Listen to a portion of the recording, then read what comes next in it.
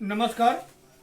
आप सभी का एक बार पुनः स्वागत है संस्कृत और भारत पांडे चैनल में। आज मैं आपके सामने एक विशेष विषय जो हमारे समाज की भ्रांति है कि गुरुओं ने भी पक्षपात किया, एक शिष्य को महान बनाने के लिए दूसरे शिष्य का अंगूठा कटवा लिया। जी हाँ, आप बिल्कुल सही समझे। आज मैं बात कर रहा हूं एकलव्य पर। विषय थोड़ा सा लंबा होगा, इसलिए थोड़ा धैर्य की आवश्यकता पड़ेगी। आपको हो सकता है कि 15 से 20 मिनट का समय लगे और आप 15 से 20 मिनट तक अगर सुनेंगे तो आपकी यह भ्रांति निश्चित है दूर हो जाएगी। तो मैं अपने विषय पर आता हूं। द्रोणाचार्य ने एकलव्य का अंगूठा कटवाया। हमारा ऐसा मत है कि यह अर्जुन को महान बनाने के लिए करवाया गया। यह सच है कि द्रोणाचार्य ने एकलव्य का अंगूठा कटवाया, इससे कोई दिक्कत नहीं है, बिल्कुल सही बात है। लेकिन एकलव्य का अंगूठा क्यों कटवाया गया, उसके पीछे का वास्तविक कारण क्या था, इस पर आज चर्चा करते हैं। कुछ लोगों का ऐसा मानना है कि एकलव्य अर्जुन से ज्यादा श्रेष्ठ था, इसलिए द्रोणाचार्य ने क्योंकि वचन दिया था अर्जुन को कि मेरा कोई भी शिष्य तुमसे श्रेष्ठ नहीं होगा, और एकलव्य ज्यादा श्रेष्ठ था इसलिए उसका अंगूठा कटवा लिया गया। लेकिन आप स्वयं निर्णय करेंगे कि भाई सच क्या है। आप पूर्व की घटनाओं पर जाइए तो देखेंगे कि अर्जुन ने तोते की आंख को निशाना बनाया था, जबकि एकलव्य ने कुत्ते के मुंह को निशाना बनाया था। तोते की आंख अधिक बड़ी होती है अथवा कुत्ते का मुंह, ये निर्णय आपको करना है। निशाना लगाना कुत्ते के मुंह में ज्यादा सरल होगा अथवा तोते की आंख में, यह भी निर्णय आपको करना है। कुछ लोग ऐसा कहते हैं कि एकलव्य ने कुत्ते के मुंह में बाण मारा था और उसको खून नहीं आया। यद्यपि इसका कहीं उल्लेख नहीं है, तथापि यदि मान भी लिया जाए कि एकलव्य ने कुत्ते के मुंह में बाण मारा और उसके मुंह से कोई खून नहीं आया, तो हमारे यहां बिना फर के बाण चलाने की परंपरा रही है। भगवान राम ने मरीच को बाण मारा था बिना फर के। बिन फर बाण राम ते ही मारा, 7 योजन का सागर पारा, तुलसीदास जी ने स्पष्ट लिखा है। तो बिना फर के बाण चलाने की परंपरा रही है, इसलिए मेरी दृष्टि में अर्जुन की श्रेष्ठता यहीं से सिद्ध हो जाती है। अब दूसरा दृश्य देखते हैं। यहां द्रोणाचार्य ने अर्जुन को सर्वश्रेष्ठ घोषित नहीं किया।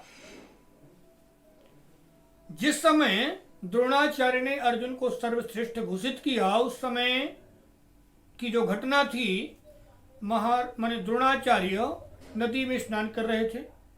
वहीं पर उनके सारे शिष्य कौरव और पांडव खेल रहे थे।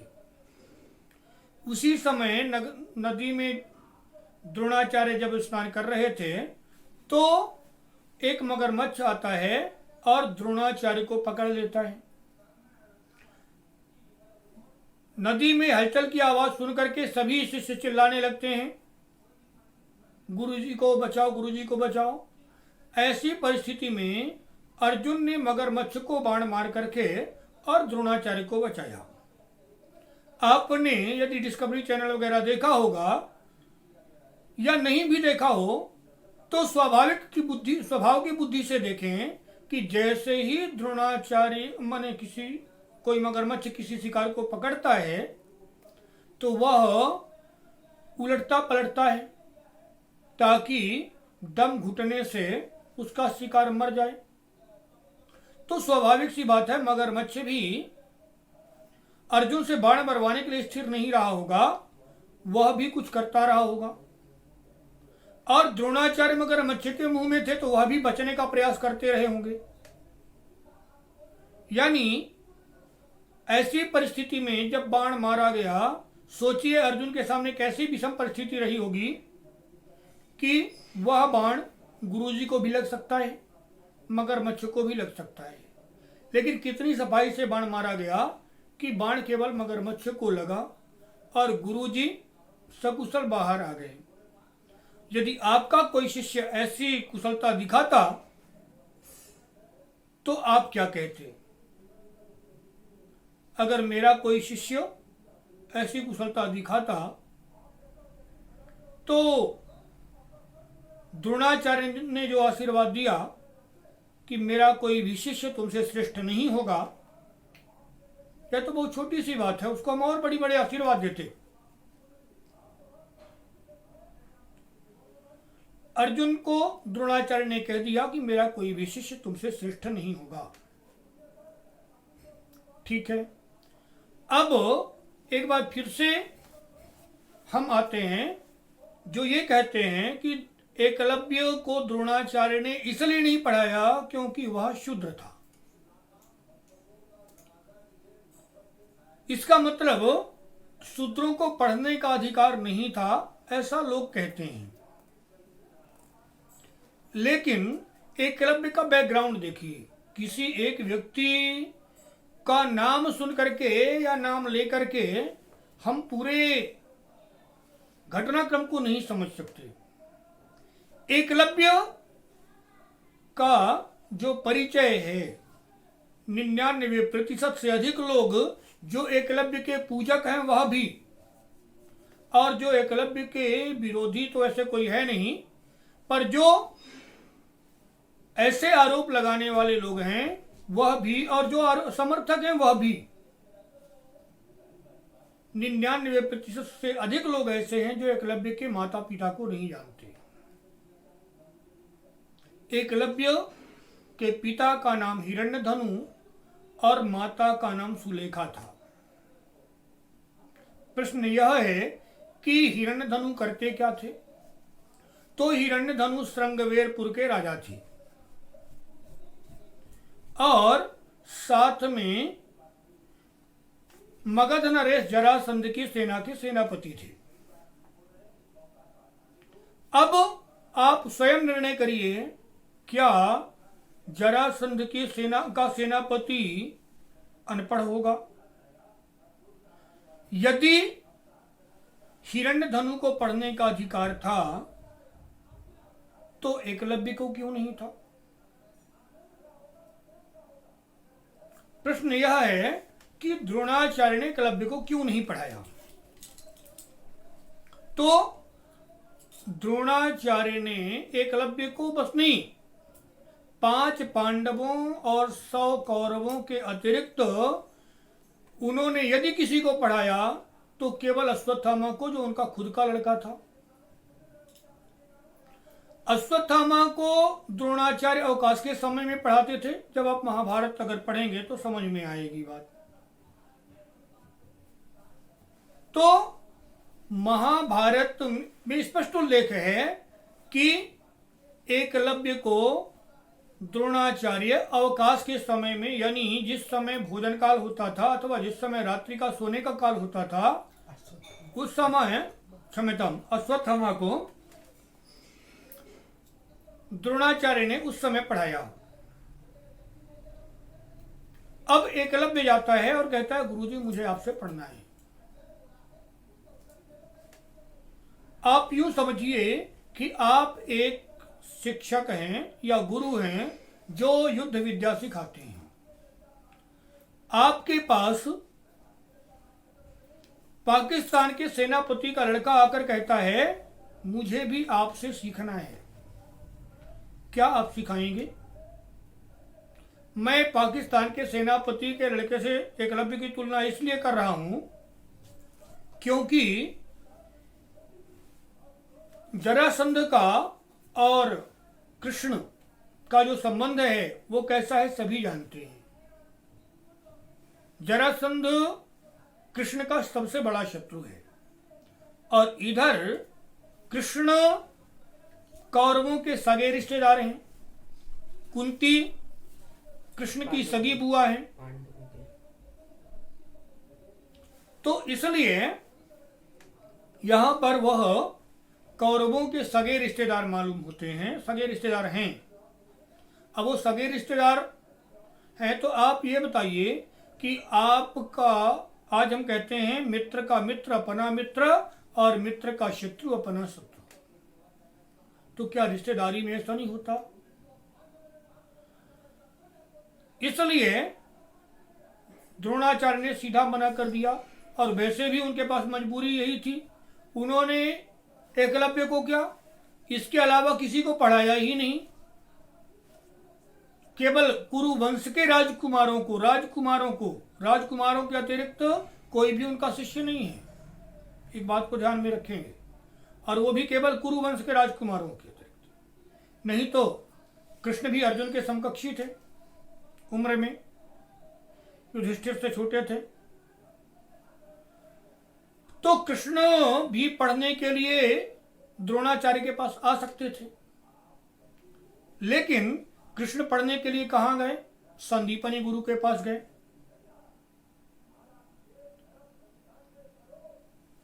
अब द्रोणाचार्य ने स्पष्ट रूप से एकलव्य से मना कर दिया, भैया हम आपको नहीं पढ़ा सकते, आप दूसरा गुरु देख लीजिए। एकलव्य के मन में श्रद्धा थी द्रोणाचार्य के प्रति, उसने मन में गुरु मान लिया था, और इसलिए एकलव्य जाता है और नारद जी के परामर्श से द्रोणाचार्य का पुतला बनाता है और उस पुतले के सामने धनुर्विद्या का अभ्यास करता है और एक अच्छा धनुर्धर बन जाता है।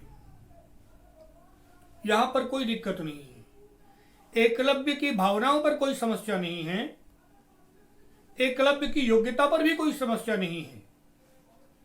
लेकिन जैसे ही पांडवों के सामने एकलव्य आता है और एकलव्य से किसी ने पूछा कि आपके गुरु कौन हैं, तो एकलव्य ने एक अक्षर में जवाब दिया, सीधा सीधा, गुरु द्रोणाचार्य।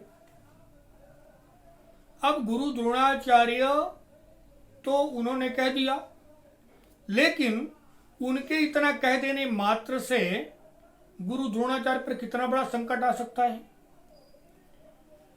गुरु द्रोणाचार्य की बात, यह बात अगर कहीं राजा धृतराष्ट्र के कानों तक पहुंचती है तो वह सीधे सीधे कहेंगे कि भैया आपके भरण पोषण का दायित्व तो हम उठाते हैं और आप हमारे शत्रुओं के लड़कों को पढ़ाते हैं, इसका मतलब आप देशद्रोही हैं। तो सीधा सीधा राजद्रोह का मुकदमा और देशद्रोह का मुकदमा द्रोणाचार्य पर साबित होता है।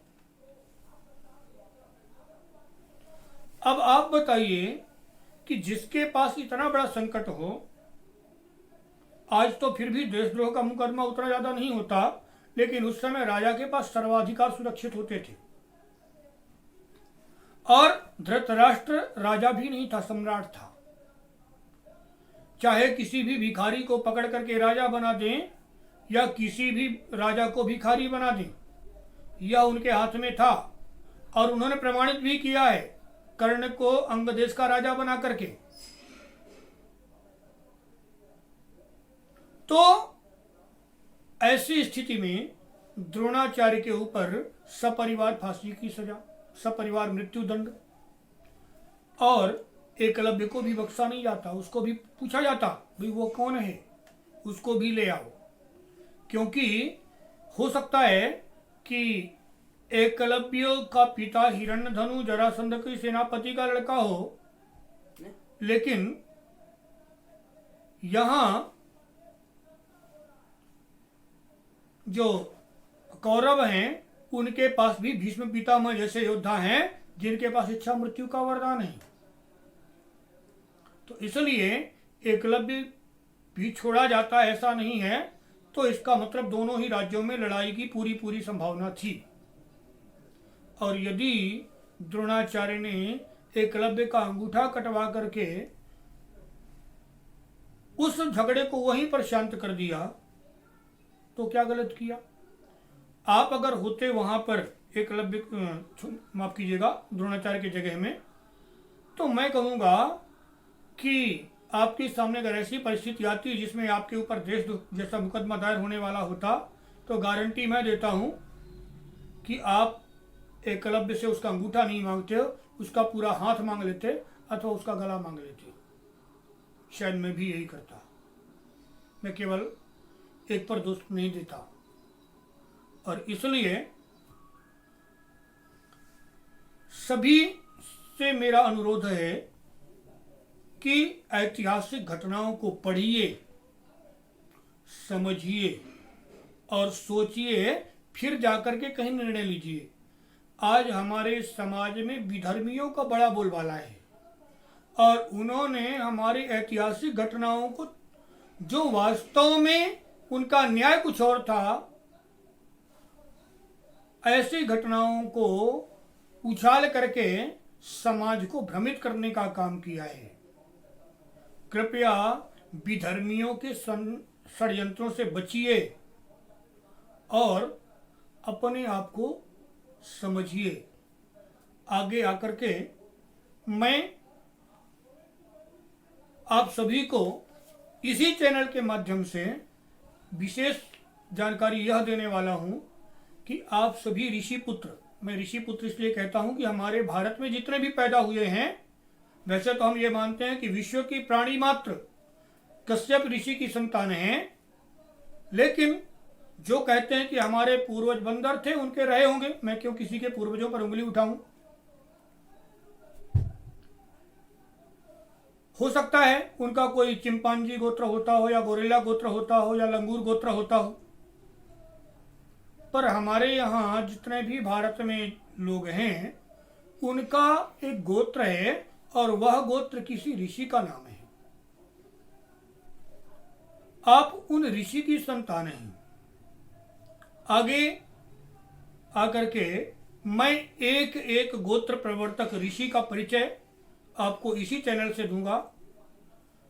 कौन ऋषि थे, जैसे शांडिल्य मुनि कौन थे, उन्होंने ऐसा कौन सा कार्य किया जिसके कारण उनका नाम इतना महान हुआ कि लोग आज भी उनका नाम ले रहे हैं। आप अपने आप पर गर्व कर सकें, ऐसे तथ्यों को मैं आपको इसी चैनल में लाने वाला हूं। इसलिए यदि आप यह जानने के इच्छुक हैं तो चैनल को सब्सक्राइब करिए और बेल आइकन को जरूर दबाइए ताकि ये सूचना आप तक पहुंच सके। वदतु संस्कृतम, जयतु भारतम, वंदे मातरम।